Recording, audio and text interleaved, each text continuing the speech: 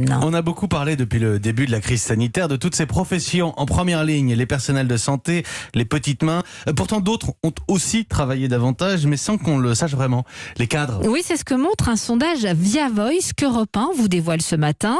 Vous le détaillez pour nous, Olivier Samin. 6 cadres sur 10 considèrent que leur charge de travail s'est alourdie. Ils ont souvent été en première ligne dans les entreprises pour réorganiser le travail quand la crise sanitaire a surgi, en particulier au moment du premier confinement, quand il a fallu agir en urgence et mettre au point un fonctionnement nouveau et pas forcément testé. La conséquence apparaît clairement dans l'enquête Via Voice publiée ce matin. 61% des cadres considèrent que leur charge de travail a augmenté cette année par rapport à l'année dernière, avec, pour un grand nombre d'entre eux, 4 sur 10, des horaires qui ont dépassé 45 heures par semaine. Ils sont même 6 sur 10 à reconnaître qu'ils ont dû travailler pendant leurs jours de repos. Et la reconnaissance salariale n'a pas suivi, disent 61% des cadres.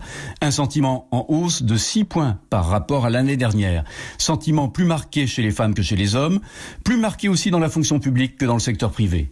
L'autre gros enseignement de cette enquête, c'est le fait que les cadres sont de plus en plus nombreux à avoir le moral en berne. 69% pensent que leur évolution professionnelle sera nulle, voire négative, dans les années qui viennent. C'est 4 points de plus que l'an dernier. Olivier Samin.